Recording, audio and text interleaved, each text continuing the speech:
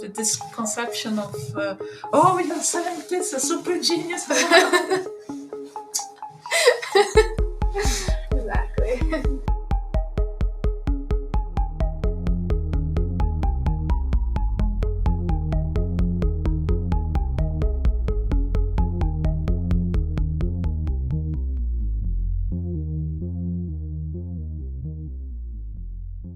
Hello and welcome to the PAM Talks.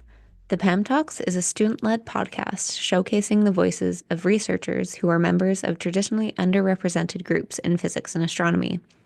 Each episode, we interview a new physics and astronomy mentor, exploring the universe through the lens of diversity. I'm Pamela Freeman, a producer for the PAM Talks, and today we are sharing an interview from our original PAM Talks video series. This is part of our season 1.5 of re-releases of these videos, which you can also go watch on our YouTube channel. In this episode, Dr. Claudia Gomes da Rocha, an assistant professor and theoretical condensed matter physicist at the University of Calgary, is in conversation with Jane Cohen-Wallis, an engineering physics undergraduate student from Queen's University. They discuss choosing a research path, how computers are integral to physics research, and what the words condensed matter physics mean. Please enjoy.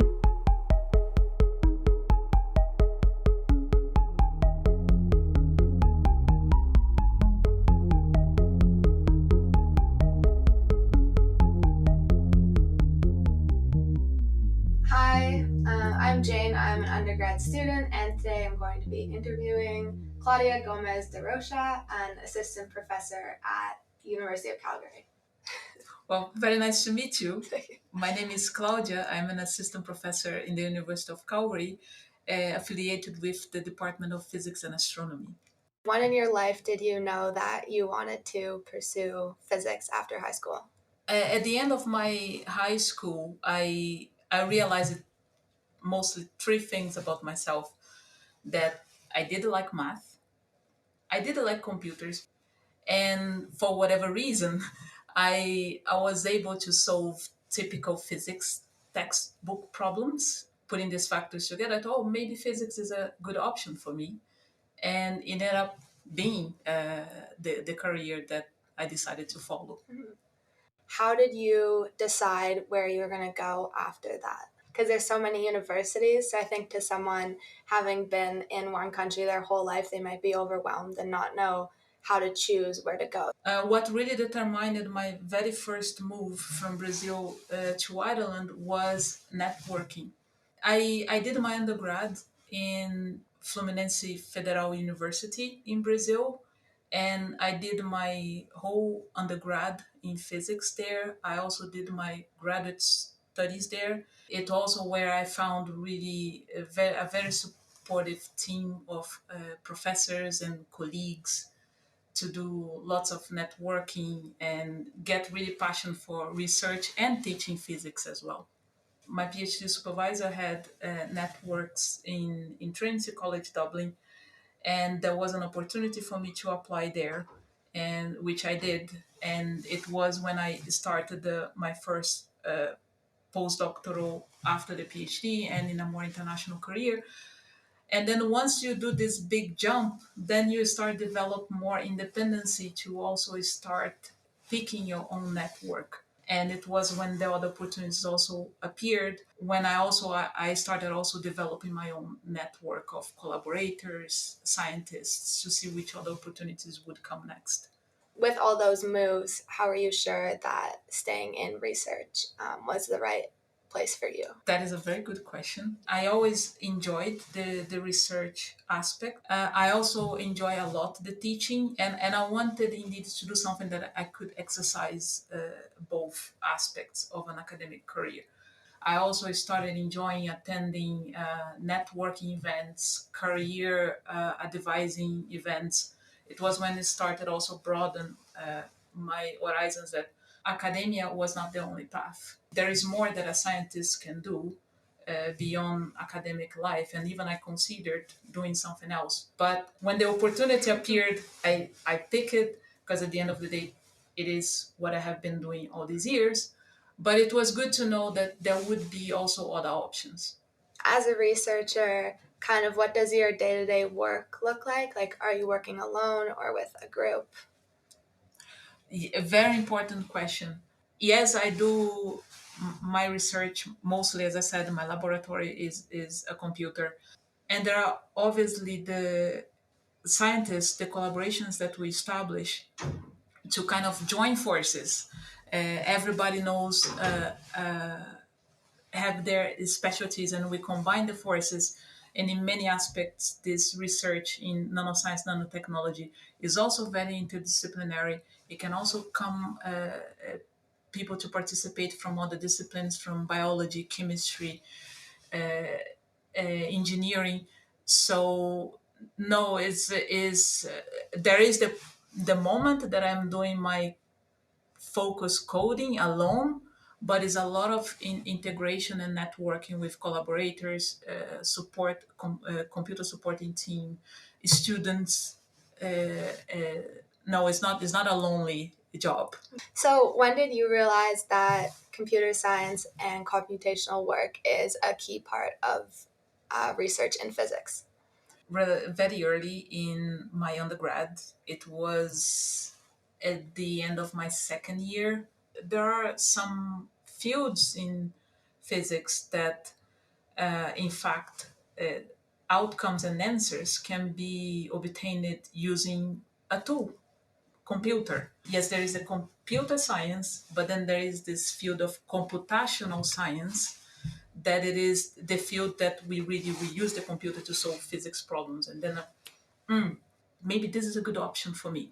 Only at the end of my undergrad is that I realized that I like it also, a particular field in physics called it condensed metaphysics, that uses also a lot of computers. And then it was when my decision for my graduate studies was made.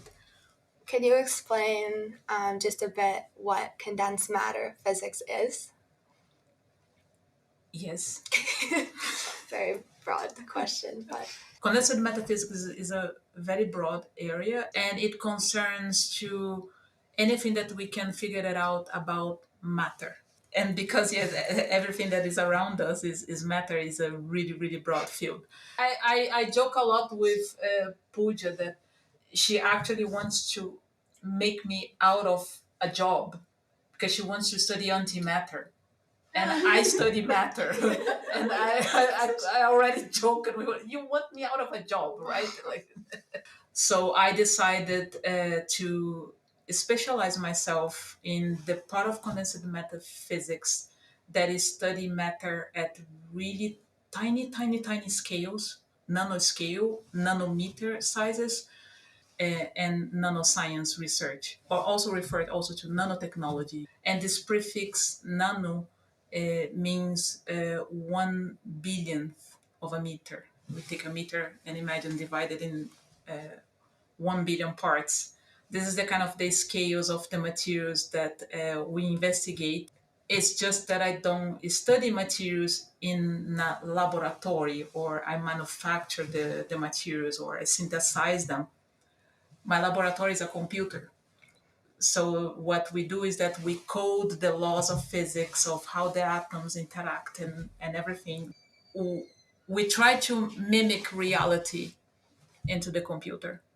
And but then after that we have to process the output and everything, and see if the physics makes sense. If it makes sense, we are good to go. Otherwise, we need to go back and revise the physics laws of the computer code. And it can go both ways. It can be that an experiment was already run, and the experimentalists wish to understand further what they are obtaining, what they are visualize. Oh, we got this curve. What this curve means, what is happening there inside the material. Then computer simulations can assist in this aspect, and it can also go in the reverse. We create a computational model that even might not have a priori an experiment done before, and the experiment can come as the perfect verification if that computational model makes sense or not. what are some examples of the simulations you do on materials? Recently, we are working with other different types of nanoscale materials. Now it's more towards metallic nanowires. We also test how good of an electrical conductor they are, how good of a thermal conductor they are. Because we are in a computer and synthetic materials, we can do any sort of virtual experiment. We can subject them to mechanical deformation, see how they react. And all of this, we do these virtual experiments with computers. If we compare telephones or computers 10, 20 years ago, they were massive gadgets. And then nowadays we have practically we have mobile phones that are essentially computers. We can do so much with mobile phones, and this is a result of this miniaturization of circuit components coming from research in nanoscience and nanotechnology. I was actually one of those people that was a little nervous to go into physics because I had preconceptions about the difficulty. So I ended up starting in general science, and I was planning on pursuing a biology degree. And then when I got to university, I realized how much I really did love math and physics. And so I ended up transferring into engineering. It was just a better fit for me. There is where I was introduced to computer science. I just took one coding class and fell in love with it. I'm now in engineering physics with a computer science subplan, just following what I really loved and what I enjoyed. See, that is awesome. Yeah, I think they should have kids coding in high school. It just like it's so Totally. People are so scared of it, and it's not anything like crazy. You can learn it just like anything else. You practice. Yeah. And yeah, this conception of oh, you're scientist, a super genius. Exactly. It doesn't remove the merit that you are putting in pursuing the career. That don't take that I'm putting yes. Don't take that I am putting this in a negative tone for those who pursue. It's just that, as you mentioned, the misconception is wrong because it ended up deviating people that think that they couldn't pursue. No, they can. Mm-hmm. So let's have more. Yes. More of us. I agree. So, what is your favorite aspect about studying engineering physics? I think for me, not specific to engineering physics, but just as soon as I started my undergrad, was the difference in how passionate people are about what they're studying, because you get to choose your program. Being surrounded by all these people who also enjoy the same things that you enjoy, it's I found it to be a really great switch from high school, where everyone sort of like has to take a lot of classes they don't want to be taking. So I found that I'm able to make friends with people who also have the same passions as me. And so it kind of, your schooling starts to go beyond your classes, and you start to be able to discuss these things like outside of class. And so I think that's been the most exciting part for me, is just like really being surrounded by a lot of people that enjoy the same things. That is awesome.